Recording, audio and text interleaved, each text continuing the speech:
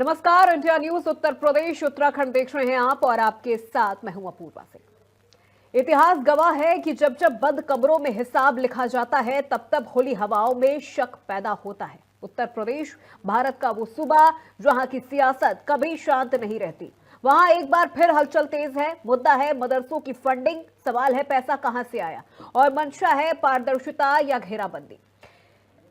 तो घड़ी की सुइयां बता रही है रात के 8 बज चुके हैं। वक्त है सबसे बड़ा मुद्दा, सबसे तीखी बहस का। और आज हम उस सच की परतें उधेड़ेंगे जो बैंक के खातों, विदेशी रेमिटेंस और ऊंची ऊंची इमारतों के पीछे दबा हुआ है। योगी सरकार ने जांच का चाबुक चला दिया है। अब रडार पर सिर्फ संस्थान ही नहीं बल्कि संचालकों की निजी तिजोरियां भी हैं। आज बहस है उस पैसे पर जो किताबों के नाम पर आता है लेकिन शक बारूद का पैदा करता है। आज सवाल उठ रहा है मदरसों पर योगी का हंटर टारगेट पर आतंक की सोच या सिर्फ अवैध फंडिंग। योगी सरकार ने मदरसों को मिलने वाली फंडिंग, खासतौर पर विदेश से आने वाले पैसों पर रेड अलर्ट जारी कर दिया है। सरकार का दावा है ये लड़ाई मजहब से नहीं, ये लड़ाई मनी ट्रोल से है। हर मदरसे का बैंक अकाउंट, हर लेन देन, हर दान और हर दानदाता अब जांच के रडार पर है। सरकार कह रही है अगर पैसा सफेद है तो फिर डर किस बात का, लेकिन अगर पैसा संदिग्ध है तो कार्रवाई भी बेदर्द होगी। जांच अब सिर्फ इमारतों तक सीमित नहीं, मदरसा चलाने वालों के निजी बैंक खातों तक सरकार पहुंच रही है। सवाल सीधा है, क्या सिस्टम के नाम पर पैसा आया है और रास्ते में कहीं गायब हो गया? और अब नजर उन भव्य चमचमाते मदरसे परिसरों पर भी है जो सवाल बन चुके हैं। पूछा जा रहा है इन इमारतों की ईंट ईंट में पैसा कहां से आया है? अगर आमदनी कम और इमारतें आलीशान निकली तो शक विदेशी फंडिंग का होगा और फिर एंट्री होगी एटीएस या एसआईटी की। सरकार कहती है ये किसी समुदाय के खिलाफ नहीं है, ये किसी धर्म पर हमला नहीं है, ये कानून और सुरक्षा की कार्रवाई है। लेकिन विरोधी पूछ रहे हैं क्या जांच का पैमाना सबके लिए एक सा है या फिर शक की सुई सिर्फ एक दिशा में घूम रही है? आज की बहस में हम यही पूछेंगे, क्या विदेशी फंडिंग के जरिए देश के अंदर खतरनाक नेटवर्क तैयार किए जा रहे हैं या फिर शिक्षा संस्थानों को सियासत की भट्टी में झोंका जा रहा है? क्या पारदर्शिता जरूरी है या पारदर्शिता के नाम पर डर फैलाया जा रहा है? आज ये बहस आस्था बनाम आरोप की नहीं, आज ये बहस है राष्ट्र बनाम रिस्क की। तो सवाल तैयार है, तर्क आमने सामने है और फैसला आपके हाथ में है। तो चलिए इन्हीं सवालों पर आज होगी सबसे तीखी, सबसे बेबाक और सबसे बड़ी बहस। लेकिन बड़ी बहस शुरू करने से पहले आपको कुछ बयान सुनवाते हैं। देखिए, मदरसों की जांच होना बेहद जरूरी है। मदरसों ने ये हालात अपने कारनामों से, अपनी क्रिया प्रणाली से पैदा की है, क्योंकि जिस तरह का प्रोडक्ट मदरसों से निकल रहा है वो समाज के लिए, देश के लिए एक खतरा बन चुका है। आतंकी गतिविधियों का केंद्र लगभग मदरसे बन चुके हैं। तो ऐसे में अगर जांच का फैसला हो रहा है तो बेहद उचित है, उनकी जांच होनी चाहिए। गंभीर एक चीज के लिए संविधान में व्यवस्था है, लेकिन भारतीय जनता पार्टी की सरकार को 10 साल से ज्यादा होने जा रहे हैं, लेकिन फिर भी उत्तर प्रदेश में अभी भी मदरसों को लेकर ही कार्रवाइयां हो रही हैं।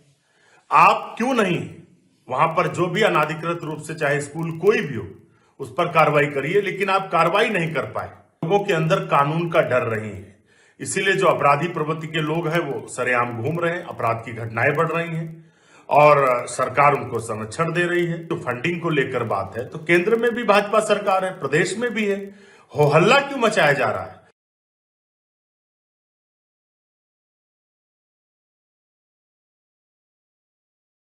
इस बड़ी बहस में हम मेहमानों के सामने रखेंगे, लेकिन वो सवाल हमारे दर्शकों के लिए भी जानना जरूरी है। सवाल यह है कि रडार पर यूपी के मदरसे, विदेशी फंडिंग पर प्रहार, सीएम योगी का बड़ा कदम, घुटेगा अवैध फंडिंग कदम, एसआईटी जांचेगी फंडिंग का पैटर्न, रिपोर्ट के बाद कार्रवाई, वैधता का क्या प्रमाण, संचालन और कैसे हुआ निर्माण, मदरसों पर योगी का हंटर, कितने खाते, कितनी फंडिंग। तो ये सवाल लगातार उठ रहे हैं। सवालों के जवाब भी हम आज की इस चर्चा में अपने पैनलिस्ट से लेंगे, उनसे समझेंगे कि ये जो पैसे आ रहे हैं क्या ये वाकई विदेशी फंडिंग के जरिए पैसे आ रहे हैं? आखिर जो ये पूरी कार्रवाई हो रही है क्या वो सिर्फ एक दिशा में हो रही है, एक धर्म को टारगेट करते हुए हो रही है? क्योंकि लगातार विपक्ष की तरफ से यही आरोप लगाया जा रहा है, जब जब उत्तर प्रदेश में सीएम योगी आदित्यनाथ ऐसी कोई कार्रवाई करते हैं, धर्म को टारगेट करने वाला आरोप जरूर लगता है। उत्तर प्रदेश की हुकूमत मदरसों के जांच करने में बहुत ज़्यादा तेज़ी दिखा रही है। अब जो जांच का आदेश दिया गया है, गालिबन ये 5वीं बार आदेश दिया गया है कि मदरसों की जांच कराई जाए। शायद हुकूमत मदरसों के दरमियान से कोई अजूबा तलाश कर रही है जो उसको नहीं मिल रहा है। हम हुकूमत से कहना चाहते हैं कि मदरसे के लोग, मदरसे का अमला हर तरह के जांच करने के लिए तैयार है। जिस तरीके से उत्तर प्रदेश सरकार ने मदरसों के जांच के आदेश दिए हैं और एसआईटी लेवल की जांच की बात हो रही है, तो बेशक जांच होना चाहिए है। और अगर से कोई मदरसा किसी भी बाहरी एक्टिविटीज़ में लिप्त पाया जाए तो उसके ऊपर कार्रवाई भी होना चाहिए। मगर सिर्फ मदरसे ही नहीं, बल्कि जो फंडिंग की बात है उस फंडिंग की भी ज़रूर जांच होना चाहिए। हम इसके पक्ष में हैं, मगर सिर्फ एक निगाह से नहीं देखना चाहिए कि हम मदरसों की जांच की बात कर रहे हैं और हम शिशु मंदिर पर कुछ नहीं बोल रहे हैं। अगर से मदरसे की जांच हो तो शिशु मंदिर की भी जांच हो।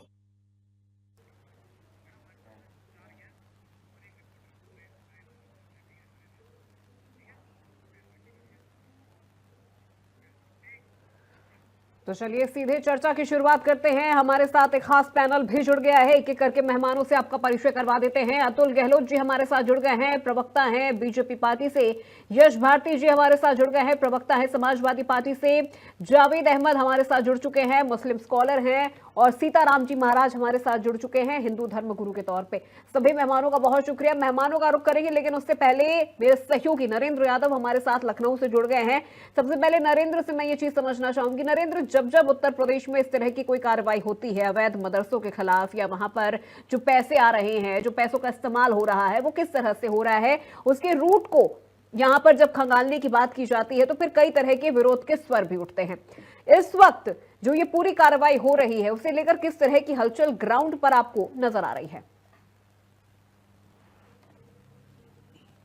देखिए अपूर्वा, मदरसों को लेकर के सरकार सख्त रही है और मदरसों से ऐसी गतिविधियों के संचालन की भी सूचनाएं आती रही हैं जो प्रदेश और देश के हित में नहीं हैं। और इसी को लेकर कुछ महीने पहले उत्तर प्रदेश और नेपाल के बॉर्डर के इलाकों में मदरसों की जांच की गई थी। बहुत सारे ऐसे मदरसे अवैध तरीके से बनाए गए थे, उनकी बिल्डिंगें गलत तरीके से बनाई गई थी, ज़मीनें सरकार की थी या किसी और की थी, उस पर बनाई गई थी, उस पर कार्रवाई की गई थी। और समय समय पर प्रदेश सरकार मदरसों की जांच भी करवाती रहती है, इसकी बिल्डिंगों को लेकर, फंडिंग को लेकर। लेकिन इस बार बड़ा फैसला लिया गया है इसमें कि जो मदरसे बनाए गए हैं उसकी फंडिंग विदेशों से तो नहीं है। अगर विदेशों से फंडिंग हो रही है तो विदेशी क्यों पैसा दे रहे हैं भारत में, और इसके पीछे उनकी कोई साजिश तो नहीं है। अगर दूसरे देश के लोग भारत में पैसा देते हैं और विशेषकर मदरसों को लेकर, तो कहीं ये राज्य में कोई गतिविधियां तो नहीं चला रहे हैं जो कानूनी रूप से गलत ना हो, गलत हो सकती हैं। इन सारी चीज़ों को लेकर सरकार को आशंका है कि इसमें अभी जांच कराने की ज़रूरत है। इस मामले में लापरवाही बरती गई है और इसका दायरा इस बार बढ़ाया गया है। प्रबंधक हैं, प्रिंसिपल हैं, और जो अकाउंटेंट होगा जिसके खाते में ट्रांसफ़र हुई होगी धनराशि, उसका भी बैंक अकाउंट खंगाला जाएगा और ज़मीनों की जाँच की जाएगी। और जब से मदरसे को मान्यता मिली है या जब से वो मदरसा बनाया गया है, उसके लिए किन किन स्रोतों से पैसा आया है, कौन कौन से लोग पैसा दिए हैं, और विशेषकर फोकस रहेगा विदेशी फंडिंग पर कि आखिर विदेशी इस मदरसों में पैसा क्यों लगा रहे हैं, इसके पीछे की तो क्या वजह नहीं है। यानी जितना पैसा आया उतना पैसा मदरसे में लगा कि नहीं लगा, या उसका दुरुपयोग तो नहीं किया गया, या उस पैसे को कहीं और दूसरी जगह तो नहीं लगाया गया। मकसद है कि राज्य और देश विरोधी गतिविधियों में संलिप्त ना हो, कोई बड़ा फ्रॉड ना हो। इन सारी चीज़ों को लेकर प्रदेश सरकार ने निर्णय लिया है, अब तक जो जानकारियां सामने आई हैं। अपूर्वा, ठीक है, बिल्कुल नरेंद्र, मैं लौटूंगी आपके पास। मेहमानों का रुख करते हैं।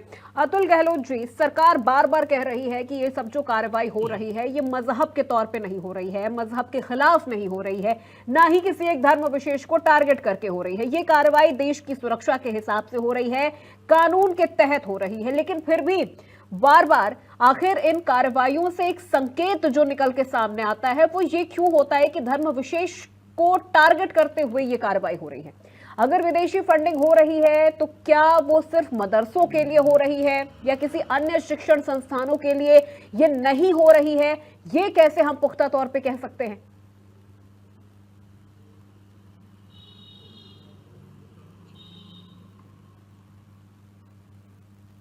अपूर्वा जी, जी। उत्तर प्रदेश में सभी मदरसों की वित्तीय जांच के आदेश हुए हैं और मैं आपको अवगत करा देना चाहता हूं अपूर्वा जी, मदरसों में विदेशी फंडिंग किन किन अकाउंटों से आई है, कौन कौन उसके संचालक हैं, उसकी जो निजी खातों की जो जानकारी है वो भी सरकार उसकी जांच करे। कहां से दूसरे देशों से क्यों, क्या इंटेंशन से पैसा आ रहा है। आपने देखा कि कुछ मदरसे ऐसे बने हुए हैं जो सरकारी भूमि पर बने हुए हैं पूर्वा जी, वो अवैध रूप से चल रहे हैं, उनके खिलाफ भी कार्रवाई होगी। हमारा जांच का एक उद्देश्य यह है, हम पारदर्शिता पूर्वक सब चीजों को करना चाहते हैं। अब अपूर्वा जी रही, आपने कहा कि सब जगह आता है पेमेंट, मैं आपको बताना चाहता हूँ पूर्वा जी, जिसके मन में मैल होता है उसको मैल ही मैल दिखाई देता है। हमारी साफ छवि है और हम पूरी पारदर्शिता पूर्वक कार्रवाई कर रहे हैं। हम दूध का दूध, पानी का पानी करने जा रहे हैं। इससे अपूर्वा जी आपने देखा कि मदरसों में बहुत घटनाएं आ रही हैं, बहुत कितनी घटनाएं आई हैं, तो उस घटना पर हम लगाम लगा सकें, हम ये जानकारी कर सकें कि कुछ जिहादी प्रवृत्तियां खाड़ी देश के लोग इंडिया में पैसा मदरसों के माध्यम से भेज रहे हैं, वो जिहाद पनपाना चाहते हैं उत्तर प्रदेश में और भारत में। हम उसकी वास्तव में जांच करना चाहते हैं पूर्वा जी। और मैं आपको अवगत करा देना चाहता हूं, हमारी सरकार पूरी निष्पक्षता से जांच कर रही है। हम कोई धर्म के द्वेष पूर्वक कोई जांच नहीं कर रहे, हम पूरी पारदर्शिता पूर्वक जांच कर रहे हैं और जो भी दोषी पाया जाएगा उसके खिलाफ कठोर से कठोर कार्रवाई सरकार करेगी। चलिए ठीक है अतुल जी, मैं लौटूंगी आपके पास। यश भारती जी, विपक्षी बार बार इन कार्रवाइयों का विरोध कर रहे हैं, लगातार उनकी तरफ से ये चीज कहा जा रहा है कि ये तो धर्म विशेष कार्रवाई हो रही है। तो अब यश भारती जी, इसको हम किस तरह से समझे कि विपक्ष कार्रवाई का विरोध कर रही है या फिर जो विदेशी फंडिंग इन अवैध मदरसों के लिए यहाँ पर प्रोवाइड करवाई जा रही है, जो फंडिंग हो रही है, विपक्ष उसका विरोध कर रही है, ये स्टैंड कैसे क्लियर होगा? अपूर्वा जी, मुझे तो ये समझना मुश्किल हो रहा है कि उत्तर प्रदेश में योगी सरकार इतनी मजबूत सरकार हो गई है कि फॉरेन फंडिंग अगर हो रही है तो मोदी सरकार और प्रधानमंत्री को बाईपास करके वो फॉरेन फंडिंग रुकवा देंगे। जो आईबी, रॉ, जो राजनाथ सिंह जी का मंत्रालय, जो अमित शाह जी का मंत्रालय और स्वयं प्रधानमंत्री जी का कार्यालय जो काम करेगा, वो काम करने में नाकाबिल है और इसीलिए योगी जी को अपने अस्त्र शस्त्र उठाने पड़े। तो ये चुनौती जो दी गई है, ये योगी जी द्वारा दी गई है मोदी जी को। अब इसका सामना तो मोदी जी को करना है। जिस तर्क और कुतर्क के साथ में काम किया जा रहा है कि फॉरेन फंडिंग हो रही है, वैध मदरसे, अवैध मदरसे, कभी कुछ, हर 3-4 महीने में मदरसों के नाम पे कुछ ना कुछ नई बात आ जाती है कि अब ये किया जा रहा है, वो किया जा रहा है। ठीक है, मोदी जी नहीं कर पा रहे हैं, योगी जी कर रहे हैं, प्रशंसा होनी चाहिए और मोदी जी को जल्द से जल्द कुर्सी से हटा के योगी जी को बैठा देना चाहिए। भारतीय जनता पार्टी को, अगर मोदी जी इतने विफल प्रधानमंत्री हैं तो वो भी उत्तर प्रदेश से चुनाव जीत करके गए हैं। ठीक है, ये भारतीय जनता पार्टी का अंदरूनी मामला है, लेकिन हम तो सरकार की ताकत देख रहे हैं कि योगी सरकार मोदी सरकार को ललकार सकती है और 2 इंजनों की दुहाई देने वाली, डबल इंजन की सरकार की दुहाई देने वाली वोट मांगते समय अब दोनों इंजन आपस में टकरा रहे हैं। और हमने देखा महोबा में जो जल मिशन के लिए नंबर 1 जिला बताया गया था, वहां डब्बे आपस में टकरा रहे थे, विधायक और मंत्री आपस में टकरा रहे थे। आप मीडिया के लोगों ने यह दिखाया कि मंत्री का अपहरण विधायक द्वारा कर लिया गया है। तो ये कानून व्यवस्था और लॉ एंड ऑर्डर और जो चीजें योगी सरकार में आती हैं वो काम नहीं कर रहे, वो काम मोदी जी का कर रहे हैं। करें। महत्वपूर्ण सवाल, क्या शिक्षा की चिंता है? अगर शिक्षा की चिंता है तो जो लगभग 69,000 70,000 शिक्षक आज सड़कों पे थे, उनकी भर्ती क्यों नहीं की जा रही है? उनको लगातार क्यों पिटाई की जा रही है? जिनके लिए हाई कोर्ट बार बार कहता है कि इनकी नियुक्ति कीजिए। अगर शिक्षा की चिंता है तो स्कूल बंद क्यों किए गए? अगर शिक्षा की चिंता है तो केंद्रीय शिक्षा मंत्री, मानव संसाधन विकास मंत्री जयंत चौधरी जी ने सदन में यह बताया कि 8 महीने में 8 लाख बच्चों ने उत्तर प्रदेश की शिक्षा छोड़ दी, ड्रॉप आउट हो गए स्कूलों से। तो उनके लिए क्या व्यवस्था करी भारतीय जनता पार्टी की सरकार ने? असल में शिक्षा की चिंता नहीं है, ये चिंता है कि कैसे चुनाव जीता जाए, कैसे लोगों को गुमराह किया जाए। लोग शिक्षा, स्वास्थ्य, बेहतर वातावरण की बात ना करें, हिंदू मुसलमान में लड़ते रहे, अन्य बातों में लड़ते रहे, लेकिन सरकार से सवाल ना करें। ठीक है, इसीलिए इन विषयों को इतना महत्वपूर्ण बनाया जा रहा है और उस पर बराबर चर्चा की जा रही है। चलिए ठीक है। 8 बार जांचें हो गई तमाम चीजों के नाम से, इतनी बड़ी मशीनरी है, उसके बाद भी वैध और अवैध पे अभी तक भारतीय जनता पार्टी की योगी सरकार 9 साल में निर्णय नहीं ले पाई। 12 साल मोदी सरकार को हो गए, निर्णय नहीं ले पाई। तो ये डबल इंजन की कैसी सरकार है कि उनके कार्यकाल में अवैध संचालन हो रहा है, अवैध फंडिंग हो रही है और ये चुपचाप देखते रहते हैं। आए दिन नई नई बातें होती हैं। अब सवाल बड़ा ये हो जाता है कि अगर शैक्षणिक संस्थानों पे आपको फंडिंग पे ही नजर रखनी है तो सरस्वती शिशु मंदिर पे जो भारतीय जनता पार्टी से संबंधित राज्यसभा सदस्य हैं, जो लोकसभा सदस्य हैं, जो अपनी संसद निधि को केवल और केवल किसी शैक्षणिक संस्था को देते हैं तो सरस्वती शिशु मंदिर को देते हैं, बाकी किसी शैक्षणिक संस्था को देते ही नहीं है। तो क्या जांच इस पे नहीं होनी चाहिए? ठीक है, ये इस विषय पर मैं आऊंगी। सवाल नहीं उठाना ठीक है चाहिए। यश भारती जी, इस विषय पर मैं आऊंगी। आखिर अतुल जी से भी मैं इस पर रिएक्शन लूंगी, लेकिन बाकी मेहमानों से भी मैं एक एक करके पहले रिएक्शन ले लूं इस पूरे कार्रवाई को लेकर। जावेद अहमद जी, अब एक तरफ मदरसों को लेकर, ना सिर्फ मदरसों को लेकर नहीं, जो अवैध मदरसे हैं उनके लिए जो ये विदेशी फंडिंग हो रही है, ये विदेशी है या नहीं है, या जो पैसे इनको मिल रहे हैं वो एक लिमिटेड अमाउंट से ज्यादा मिल रहे हैं, या फिर उन पैसों का इस्तेमाल किस तरह से हो रहा है, अगर ये चीजें जांची परखी जा रही हैं तो क्या इससे किसी तरह की कोई परेशानी होनी चाहिए? जी बहुत बहुत शुक्रिया। और इस मदरसे के जो है तकरीबन दर्जनों 7 साल में उत्तर प्रदेश सरकार ने किया है और जी, आपकी ये आवाज वादा था। हाँ ठीक है, हम एक बेहतर ऐसा स्टेट ऑफ आर्ट लैस टेक्नोलॉजी देंगे जिससे कि मदरसे जो हैं कि बच्चे मेन स्ट्रीम में जुड़ सकें। लेकिन सरकार की जो जांच प्रक्रिया है उसको किसी की आपत्ति नहीं हो सकती, क्योंकि वो सरकार के दायरे में आता है। कोई भी अगर ग्रांट पर है या रिकॉग्नाइज है तो कर सकती है। लेकिन मैं एक छोटा सा आंकड़ा पेश करना चाहूंगा। पूरे प्रदेश में 25,000 मदरसे हैं, जिसमें 16,500 के आसपास रजिस्टर्ड हैं, रिकॉग्नाइज हैं बोर्ड से। और इस प्रक्रिया को जांच, SIT, तमाम तरह के व्यवस्थाओं से जांच परख करके भी अभी तक सरकार ने किसी भी मदरसे में न कोई उसके मूलभूत परिवर्तन के लिए कोई बजट जारी किया, न शैक्षणिक संस्थाओं के लिए बेहतर कोई अरेंजमेंट किया।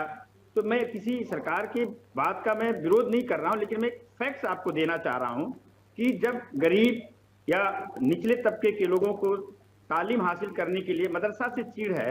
मदरसा वो संस्था है जो जहां से तमाम देश के बड़े राजनीतिक, राष्ट्रपति, तमाम लोग ऐसे पढ़ते थे। मदरसा 1950 से पहले एक रोल मॉडल था। मदरसा मतलब होता है पढ़ने पढ़ाने की जगह। तो सरकार अगर बार बार जांच करा रही है तो उसको जो फैक्ट्स मिलते हैं, अभी मैं आपको बताता हूं कि आप नेपाल के जो बॉर्डर इलाके हैं 2-3 महीना पहले उनको बुलडोज कर दिया गया। ये बताया गया कि इलीगल स्ट्रक्चर है। क्या देश में सिर्फ मदरसों में ही इलीगल है? क्या दूसरे धर्म और मजहब के मानने वालों के शैक्षणिक संस्थाएं सारे लीगल हैं? तो सरकार अगर कोई ऐसी प्रक्रिया किसी खास कम्युनिटी, खास मजहब के मानने वालों को करती है तो ये बहुत ही अफसोस की बात है। जहां सबकी समरसता, सबका विकास हो तभी बात बनेगी।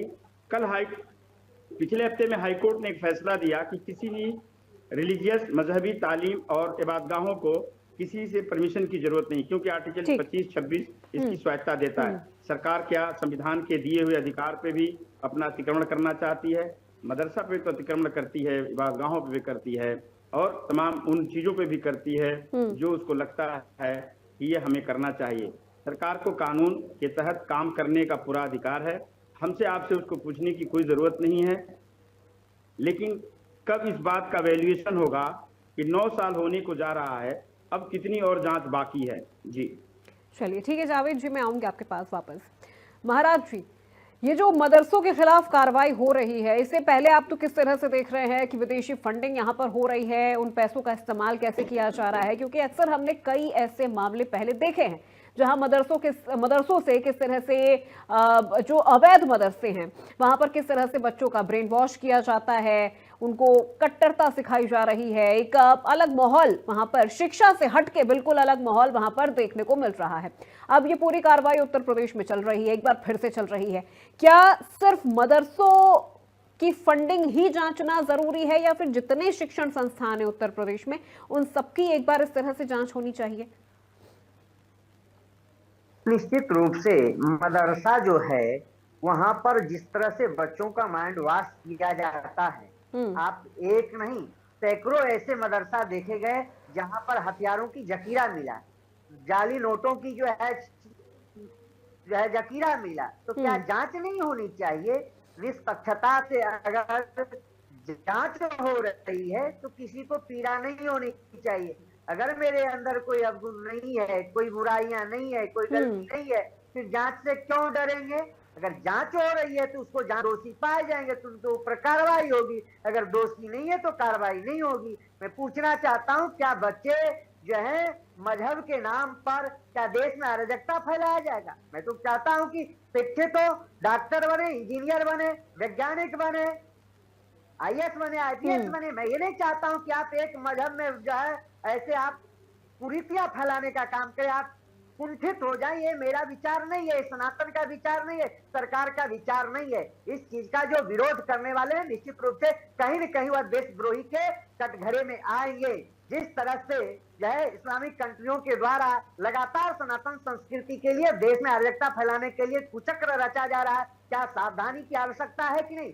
सभी पंथ, सभी मजहब, सभी धर्म, सभी जाति, सभी वर्ग के लोगों को सहयोग करना चाहिए। ऐसा क्यों देश में अराजकता फैलाया जाता है? जितना देश सनातनियों का है उतना देश आप कहते हैं मेरा भी है, तो आप भी इसमें सहयोग करने का काम करिए, किसी तरह के कोई अराजकता फैलाने का काम नहीं करिए। बात रही शिशु मंदिर की, शिशु शिक्षण संस्थान की, एक भी आपके शिशु जो है विद्यालय शिक्षण संस्थान के एक भी छात्र आपको देशद्रोही नहीं मिलेंगे, राष्ट्रद्रोही नहीं मिलेंगे। उनकी जो संस्कार है, उनकी जो संस्कृति है भारतीय सनातन संस्कृति के अनुरूप होता है। उनके अंदर जो शिष्टाचार, जो योग्यता आपको देखने को मिलेंगे, तो वो योग्यता, वो शिष्टाचार किसी शिक्षण संस्थान में नहीं मिलेंगे। इसलिए अगर मदरसों की जांच हो रही है तो सहयोग करें और सहयोग में कोई जो है विघ्न बाधा डालने का काम नहीं करें। चलिए ठीक है।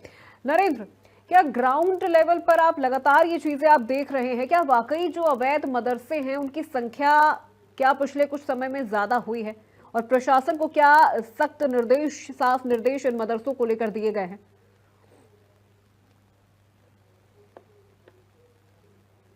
में जिस तरीके की कुछ घटनाएं हुई, अभी कुछ साल पहले हुआ था कि कहीं पर नोट छापे जा रहे हैं, जाली नोट हैं, और कुछ बॉर्डर एरिया में जो नेपाल का बॉर्डर है वहां पर कुछ संदिग्ध गतिविधियों की सूचना मिली थी, खुफिया एजेंसियों को मिली थी, तो उन्होंने अलर्ट किया था उत्तर प्रदेश सरकार को।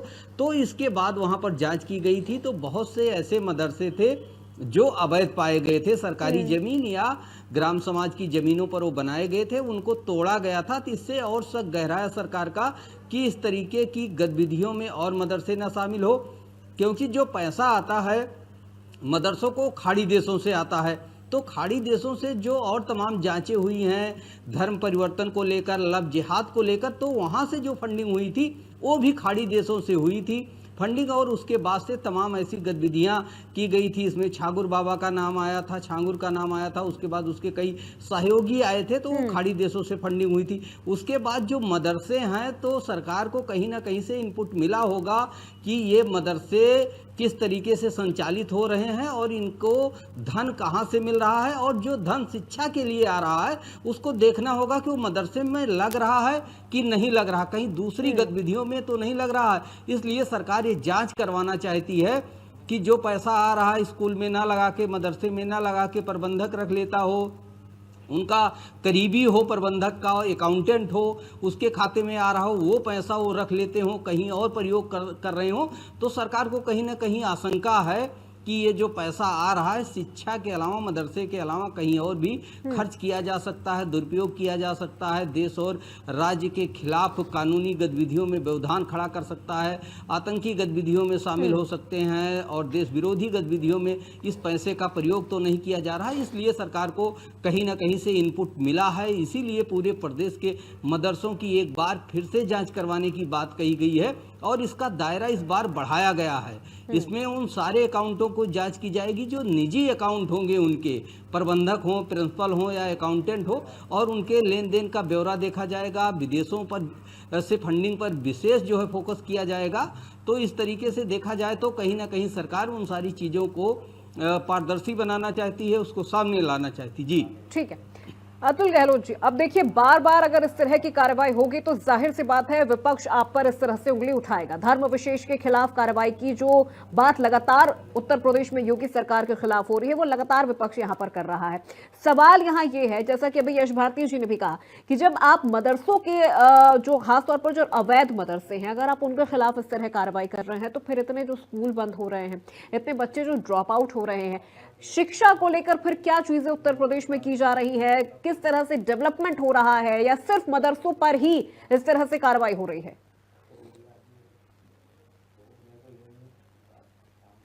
अवगत करा देना चाहता हूं, जो उत्तर प्रदेश में आपने देखा कुछ समय में लगातार मदरसों में खाड़ी देशों से लगातार फंडिंग की जा रही है और मदरसों में शिक्षा के नाम पर कहीं ना कहीं जिहादीपन, उन बच्चों का ब्रेन वॉश करके उनको जिहाद की तरफ ले जाया जा रहा है।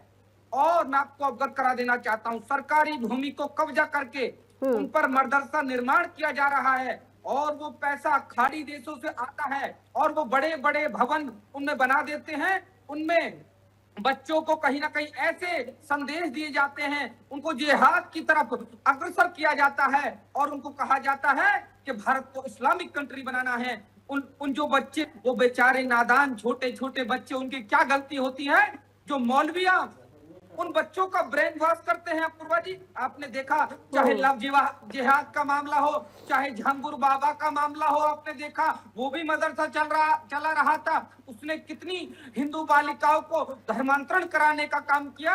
आपको अवगत करा देना चाहता हूँ पूर्वा जी, ये मदरसा एक धर्मांतरण का भी अड्डा कुछ लोगों ने बना दिया है। हमारी सरकार इस पे जांच करना चाहती है कि खाड़ी देशों से पैसा आ क्यों रहा है, क्या कारण है, क्या उनके इंटेंशन है, वो क्या चाहते हैं। अपूर्वा जी, ये पर जांच होती है तो विपक्ष को क्यों ऐतराज होता है, विपक्ष को पेट में दर्द होता है। अपूर्वा जी, ये साफ साफ संकेत है, विपक्षी लोग नहीं चाहते कि मदरसों की जांच हो, क्योंकि उनके काले चिट्टे खुल जाएंगे उसमें और एक धर्म समुदाय की वोट उनसे खसक जाएगा, तो इसलिए विपक्ष नहीं चाहता। आप मुझे तो बताइए, इसके लिए समाजवादी पार्टी की ठीक है अतुल गहलोत जी, तो क्या इसके लिए उत्तर प्रदेश के हर एक मदरसे की जांच जरूरी है? हर एक मदरसे की जांच जरूरी है? मदरसों में फल फूल रहे थे पूरे मदरसे, पूरी सरकारी फंडिंग जा रही थी और पूरी उत्तर प्रदेश जिहाद की तरफ अकेला जा रहा था। उस समय उसकी चर्चा नहीं करेंगे पूर्वा जी। मैं आपको स्पष्ट बता देना चाहता हूँ पूर्वा जी, एक मेरी बात सुन लीजिए, मैं आपको स्पष्ट बता देना चाहता हूँ, उत्तर प्रदेश की सरकार सबका साथ सबका विकास वाली सरकार है और हम उत्तर प्रदेश में जो ये फंडिंग हो रही है, हम पारदर्शिता चाहते हैं, हम किसी धर्म के विरोधी नहीं है, हम चाहते हैं सच्चाई सामने आए, कौन से खाड़ी देशों से पैसा आ रहा है, उनका क्या इंटेंशन है और जो गलत प्रवृत्ति में पाए जाएंगे उनके खिलाफ भी कठोर से कठोर कार्रवाई की जाएगी। चलिए ठीक है यश भारती जी, जैसे एक तरफ विपक्ष बार बार आरोप लगा रही है योगी सरकार पर कि वो इस तरह की कार्रवाई करते हैं तो वो एक धर्म विशेष को टारगेट करने वाली कार्रवाई है, लेकिन जब बार बार विपक्ष ऐसी कार्रवाइयों का विरोध करती है तो फिर विपक्ष को लेकर भी एक नैरेटिव, एक माइंडसेट लोगों का तैयार हो जाता है कि फिर तो विपक्ष को अगर देश के खिलाफ कुछ हो रहा है देश में तो फिर उससे तो कोई मतलब ही नहीं है। अगर विदेशी फंडिंग हो रही है इन मदरसों के लिए तो फिर तो विपक्ष अगर बार बार विरोध कर रही है इन चीजों की, इन कार्रवाइयों का, तो उसका मतलब विपक्ष इसके पक्ष में है। विपक्ष को लग ही नहीं रहा है कि कुछ गलत हो रहा है। अपूर्वा जी, जो मैंने पूर्व में कहा था उसका किसी बात का जवाब नहीं आया। खैर कोई बात नहीं, जवाब होगा तो आएगा ना। अब अतुल जी कह रहे हैं उत्तर प्रदेश में ऐसी सरकार है वैसी सरकार है, यही तो मैं कह रहा हूं कि उत्तर प्रदेश में ही सरकार है, देश में तो सरकार है ही नहीं, मोदी जी है ही नहीं। तो वो तो उत्तर प्रदेश सरकार का पक्ष रख रहे हैं, मोदी जी का तो वो पक्ष ही नहीं रख रहे। तो हम भी तो यही बात कह रहे हैं, हमारे और उनके विचारों में अंतर क्या है? मोदी जी काम नहीं कर पा रहे हैं, राजनाथ सिंह जी, अमित शाह जी का जो विभाग है वो काम नहीं कर पा रहा है, फॉरेन फंडिंग हो रही है, ये जिम्मेदारी ले रहे हैं और ये रोक नहीं पा रहे मोदी जी। बताइए कितने गलत आदमी है। तो अगर जांच हो रही है तो फिर इससे इतनी आपत्ति क्यों हो रही है यश भारती जी? ठीक है, मोदी जी नहीं रोक पा रहे हैं, रक्षा मंत्री नहीं रोक पा रहे हैं, लेकिन अगर उत्तर प्रदेश के संदर्भ में अगर इन चीजों को लेकर एक जांच की जा रही है तो फिर इसमें आपत्ति क्या है? और फिर विपक्ष बार बार इन चीजों का विरोध कर रहा है, तो सर जनता के बीच में तो एक संदेश जा ही रहा है विपक्ष के खिलाफ। अपूर्वा जी, हम कहाँ विरोध कर रहे हैं भाई? भारतीय जनता, में एक उदाहरण बताता हूँ, जैसा अभी हमारे पूज्य महात्मा जी ने बात कही, भारतीय जनता पार्टी की सरकार एक ऐसी महिला को सांसद बनाती है जिसपे आतंकवाद का मुकदमा चल रहा था, तब वो दोष मुक्त नहीं हुई और उनको सांसद का प्रत्याशी बनाती हैं, जनता के बीच में प्रस्तुत करती हैं बेचारी की तरह। वो भारतीय जनता पार्टी की सरकार जिसने खुद आरएसएस के स्वयं सेवक की हत्या के मामले में गिरफ्तार किया शिवराज सरकार ने। अब आतंकवाद का मुकदमा लगा तो कहेंगे कांग्रेस ने लगाया, लेकिन आरएसएस के स्वयं सेवक की हत्या के मामले में जिसको गिरफ्तार किया आपने और उसको आप सांसद का टिकट देके प्रत्याशी बना रहे हो, फिर सदन में भेजने का काम कर रहे हो, यहां तक नहीं सदन में रक्षा समिति का सदस्य तक बनाने की कोशिश करते हो। वो तो विपक्ष रोक लेता है तो मजबूरी में इनको पीछे आना पड़ता है। और आज भी जिनको भारतीय जनता पार्टी ने गिरफ्तार किया था, दोबारा टिकट क्यों नहीं दिया? अगर वो ठीक थी तो, अगर ठीक थी तो दोबारा टिकट देते, लेकिन सरकारी बंगला दिए बैठे हैं, अभी पूर्व सांसद हो गई हैं लेकिन सरकारी बंगला दिए हैं, सुरक्षा दिए हैं, सरकारी व्यवस्था सब ठीक चल रही है। तो कानून और नियम की बात जब होती है तो कानून और नियमों की धज्जियां भारतीय जनता पार्टी की सरकार में कैसे उड़ती है, तमाम उदाहरण है, बताने की जरूरत नहीं है। यहां मैंने शिक्षा पे सवाल किए थे, उसका कोई जवाब नहीं। या मदरसों को लेकर के जो 8-8 बार अलग अलग नियम बना करके जांचें हो गई, उसका कोई जवाब नहीं है। फिर योगी और मोदी जी के जो डबल इंजन आपस में टकरा रहे हैं, उसका कोई जवाब नहीं है। इंजन तो इंजन, माननीय अखिलेश यादव जी ने इस बात को भी कहा कि डब्बे भी टकरा रहे हैं जैसे महोबा में टकरा है, उसका भी कोई जवाब नहीं है। अब सवाल ये कि हम अगर बात कहें, सरकार को चेताएं जनता के भले के लिए, तो कहेंगे विपक्ष को दिक्कत हो रही है। हमें दिक्कत इसीलिए हो रही है क्योंकि आप मूलभूत सुविधाओं से लोगों को दिमाग से हटाना चाहते हैं। आप ये सोचते हैं कि अगर हम जरा सी कोई बात कह देंगे तो मुसलमानों का हमें समर्थन मिल जाएगा, वोट मिल जाएगा। आप जैसे हिंदुओं को गुमराह कर देते हैं छोटी छोटी बात पे। आप सोचते हैं कि हमारे मुसलमान भाई इतने नासमझ हैं, हमारी देश की जनता इतनी नासमझ है कि तुरंत हिंदू मुसलमान समझ करके विपक्ष को वोट दे देगी। जो इस माहौल में विपक्ष के साथ जनता खड़ी हुई है, ये समझ लीजिए कि वो सब समझ रही है। और जो लालचियों की फौज आपके साथ खड़ी हुई है, लेकिन यश भारती जी, मुद्दा अगर यहाँ देश की सुरक्षा से जुड़ा हुआ हो, पार्टी बन के बैठे हैं, बड़े बड़े कार्यालय यश भारती जी, अगर मुद्दा यहाँ देश की सुरक्षा से जुड़ा हो, वहाँ साथ में चले जाएंगे। आपके संघर्षशील विनय कटियार जी कहाँ हैं, जो चंपत राय पे आरोप लगा रहे हैं, जमीन घोटाला हो गया, योगी सरकार पे आरोप लगा रहे हैं। उमा भारती जी लगातार आपकी सरकार पे आरोप लगा रही हैं, सुब्रमण्यम स्वामी लगातार। यश भारती जी, मैं वही सवाल पूछ रही हूँ आपसे कि अगर ये विषय चूंकि देश की सुरक्षा को लेकर है, तो क्या इस पर इतनी आपत्ति, इतनी बहसबाजी इतनी जरूरी हो जाती है? अगर यही कार्रवाई कल को किसी आश्रम के लिए हो या फिर किसी एनजीओ के लिए हो, तो क्या तब भी आपका यही स्टैंड रहेगा? किसी मंदिर के लिए भी अगर ये कार्रवाई हो रही है तो भी यही स्टैंड रहेगा विपक्ष का?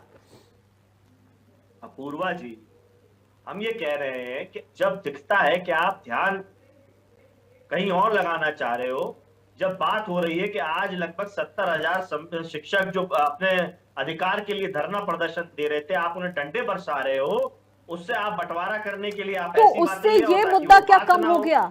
मैं वही नहीं समझ पा रही हूँ यश भारती जी, जब जिस विषय को लेकर अभी हम चर्चा कर रहे हैं आप इधर उधर घुमा दे रहे हैं, आप इधर उधर घुमा दे रहे हैं। ठीक है, वो विषय है, वो मुद्दा है, लेकिन उसका इस विषय से क्या लेना देना, उसका इस विषय से क्या लेना देना है?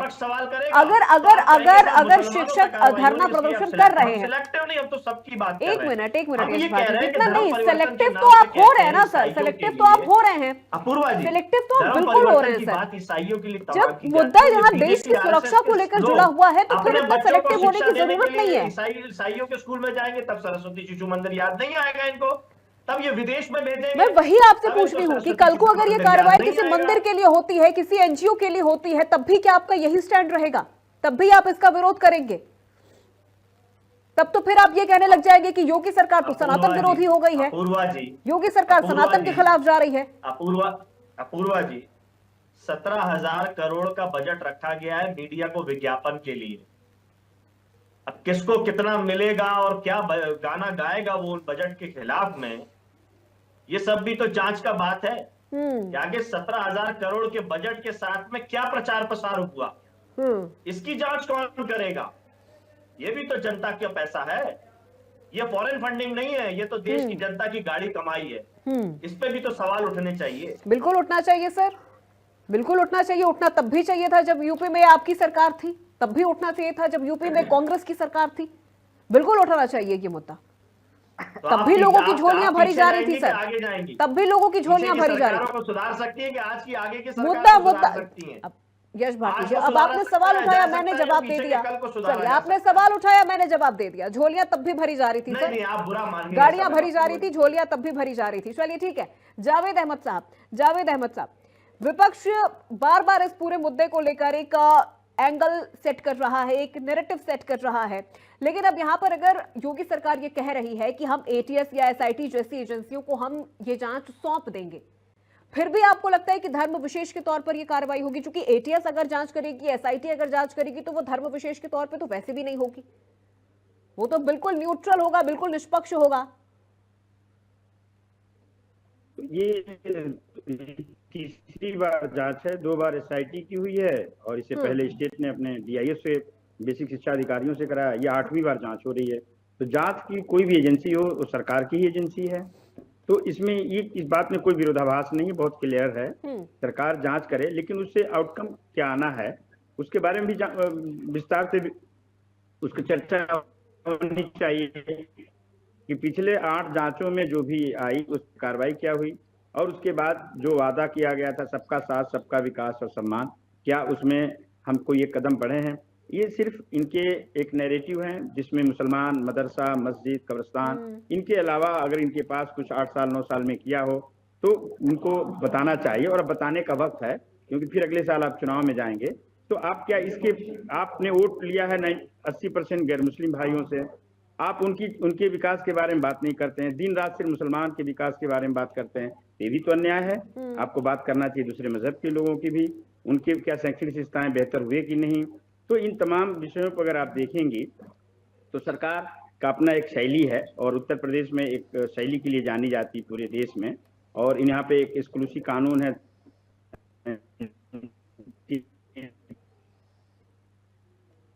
चलिए जावेद जी, आपके ऑडियो में कुछ दिक्कत चल रही है जी, यानी धर्म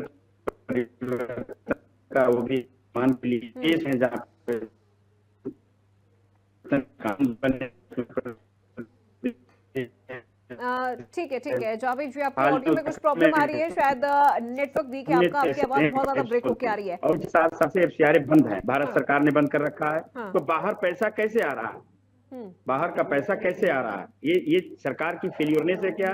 सरकार अपनी ही बात को अपने साथियों से, सहयोगियों से सही बात नहीं करा पा रही है। तो मदरसा के बेहतरी के लिए कोई काम नहीं हुआ, या अगर किसी संस्था में आय और संपत्ति में बहुत भारी अंतर देखने को मिले, आय उतनी हो नहीं रही है लेकिन संपत्ति उससे दुगनी तिगुनी अगर बन के तैयार हो गई है, तो फिर उसके खिलाफ तो सर कार्रवाई जरूरी है ना, पारदर्शिता तब तो जरूरी और हो जाती है। बिल्कुल होना चाहिए, बिल्कुल होना चाहिए, और सरकार का अधिकार क्षेत्र में आता है। लेकिन 9 साल में जांच के अलावा भी तो कुछ आप बताएंगे ना कि हमने कुछ किया है कि नहीं किया है। इस मुल्क में, इस प्रदेश में और भी जात धर्म के लोग रहते हैं, उनके विकास के लिए जांच नहीं करेंगे आप? क्या उनका विकास हुआ कि नहीं? 80 करोड़ जिनको फ्री खाना मिल रहा है वो जीडीपी का हिस्सा है कि नहीं है? तो मैं ये समझता हूँ कि सरकार अब चलिए ठीक है जावेद जी, मैं आऊंगी आपके पास। सीताराम महाराज जी, ठीक है जावेद जी, आपके ऑडियो में कुछ दिक्कत चल रही है, आप इसको देखना होगा। ठीक है, आपके ऑडियो में कुछ दिक्कत चल रही है जावेद जी, मैं आऊंगी आपके पास। सीताराम महाराज जी, देखिए अंतिम सवाल एक आपसे है कि धर्म की रक्षा पहले या फिर राष्ट्र की सुरक्षा? सीताराम जी। सर्वप्रथम देखिए, राष्ट्र रक्षा, राष्ट्र की सुरक्षा से ही धर्म की सुरक्षा हो सकती है। धर्म और राष्ट्र दोनों एक सिक्के के दो पहलू हैं। सर्वप्रथम जिस राष्ट्र में व्यक्ति रहता है, राष्ट्र के हित सर्वोहित होना चाहिए। विपक्षियों का जो एक स्टैंड है कि एक संप्रदाय, एक मजहब, एक पंथ के व्यक्ति को खुश करने के लिए किसी हदों तक चले जाना, यह दुर्भाग्यपूर्ण है। अच्छाइयों की साथ देनी चाहिए। सत्य क्या है, असत्य क्या है, सभी को पर्यालोचन करना चाहिए, विवेचन और वाचन करना चाहिए। किसी असत्य का साथ नहीं देना चाहिए चाहो। लेकिन आप इस तरह से एक पंथ, एक संप्रदाय, एक मजहब को खुश करने के लिए किसी अच्छे काम का विरोध करते हैं, इससे जगजाहिर होता है कि आप बहुसंख्यक। आदरणीय धर्मगुरु जी, ये अच्छा है। आदरणीय धर्मगुरु जी, मेरा निवेदन है, मेरा निवेदन है, थोड़ा हमारा ध्यान आकर्षित कीजिए इस बात पे। जिस तरीके से महाकुंभ के अंदर और कुंभ के अंदर शंकराचार्य जी का अपमान किया, उससे क्या एक तरफा आपको ठीक चीजें लगी? दूसरा, ये जो केंद्रीय बजट आया है, इसमें जो 2028 में कुंभ लगेगा उज्जैन के अंदर, ना 2016 के कुंभ में 1 रुपए दिया केंद्र सरकार ने, ना 2028 में कुंभ में दे रही है, और ये कह रही है कि धार्मिक आयोजन इसीलिए नहीं देगी। लेकिन काशी में आयोजन होता है तो उसके लिए पैसा देती है। ये एक तरफा नहीं लगता आपको? इस पर थोड़ा हम लोगों का ज्ञान आकर्षित कीजिए और हमें प्रकाश डालिए। आप इस चीज को सदन में उठाइएगा तो आपके इसके लिए साथ में हो। हम यही, आप भी यही उठा रहे, हम भी यही उठा रहे, थोड़ा इस पे हमें आशीर्वाद दे दीजिए। इसको पारित कराने का काम करिए। इसमें आप मौन क्यों? नहीं, सदन की बात है, सदन में उठाइए, सदन में बातों को रखिए, बजट को पास कराने का काम करिए। लेकिन जब आप एक पक्ष की बात करते हैं, किसी सच्चाइयों का शंकराचार्य जी की आवाज सदन में पार्टी के व्यक्ति नहीं, किसी पार्टी के प्रवक्ता नहीं, लेकिन राष्ट्र की बात आएगी।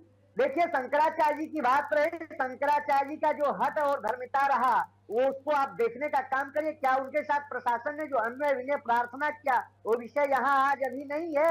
आज के विषय के परिप्रेक्ष्य में बात कर रहा हूँ। ठीक है यश भारती जी महाराज जी, चलिए ठीक है सर, अभी रुक जाइए, रुकना होगा सर। क्लोजिंग कमेंट का वक्त है, क्लोजिंग कमेंट लूंगी सर मैं सभी मेहमानों से, लेकिन उससे पहले एक सवाल मेरे सहयोगी से। रुक जाइए यश भारती जी महाराज जी, अवैध हथियार नहीं आते हैं। ठीक है चलिए, अभी शंकराचार्य जी के विषय पर हम चर्चा नहीं कर रहे हैं। अभी शंकराचार्य जी के विषय पर हम चर्चा नहीं कर रहे हैं, वो अलग विषय है, उसकी जांच जारी है। नहीं यश भारती जी, देखिए अब उस मुद्दे को यहाँ पर घसीटने की जरूरत नहीं है। उसके लिए जो जांच इस वक्त हो रही है वो चल रही है। ठीक है, रुक जाइए महाराज जी, और उसके ऊपर कार्रवाई। ठीक है महाराज जी, मैं आऊंगी आपके पास, लेकिन एक सवाल मेरे सहयोगी से। नरेंद्र, विदेशी फंडिंग को लेकर क्या कोई ऐसा ठोस इनपुट भी सामने आया है, या जो प्रशासन को निर्देश दिए गए हैं वो किस तरह से दिए गए हैं इस पूरे कार्रवाई को करने के लिए?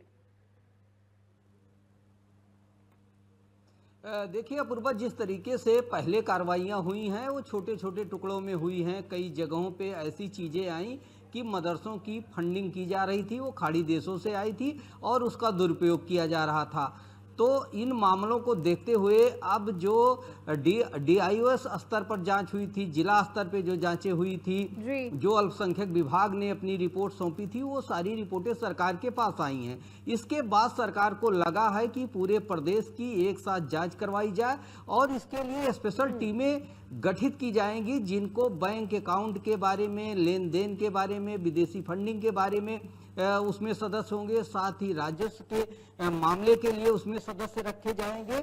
और इसके बाद पूरा एक खाका तैयार किया जाएगा कि ये मदरसा जो है कब बनाया गया, किसने स्थापना की और इसकी फंडिंग कहाँ से आई और बैंक अकाउंट का डिटेल देखा जाएगा। तो इससे सरकार ये चाहती है कि पूरे प्रदेश की एक साथ जांच हो जाए और जिससे जो संदिग्ध लगे उन पे कार्रवाई की जाए और जिससे इस तरीके की गतिविधियों को हतोत्साहित किया जाए कि मदरसे के लिए आए हुए पैसे का दुरुपयोग न होने पाए और किसी दूसरे मकसद से, किसी दूसरे उद्देश्य से वो पैसा प्रयोग न किया जाए और जो लोग इनमें संलिप्त हों उनके ऊपर सबूतों के साथ कार्रवाई की जाए। इसलिए बड़ी जांच कराई जा रही है और निश्चित तौर पे उसमें कई विभागों के एक्सपर्ट शामिल होंगे जो राजस्व से लेके बैंक से लेकर के विदेशी फंडिंग के तह तक जाएंगे। इन सारी चीजों की जांच होगी और इसकी रिपोर्ट आने के बाद जो है प्रदेश सरकार इस पे कार्रवाई करेगी। वो सारे आंकड़े भी सबके सामने रखे जाएंगे। ठीक है नरेंद्र। यश भारती जी, क्लोजिंग कमेंट की शुरुआत मैं आपसे कर रही हूं। अगर कोई मदरसा बिना रजिस्ट्रेशन के है, बिना ऑडिट के है, बिना किसी मान्यता के चल रहा है, तो क्या उसके खिलाफ अगर कोई कार्रवाई हो रही है तो उसे सांप्रदायिक रंग देना जरूरी है? उसे सिर्फ एक कानूनी कार्रवाई के तौर पर क्या देखना काफी नहीं है?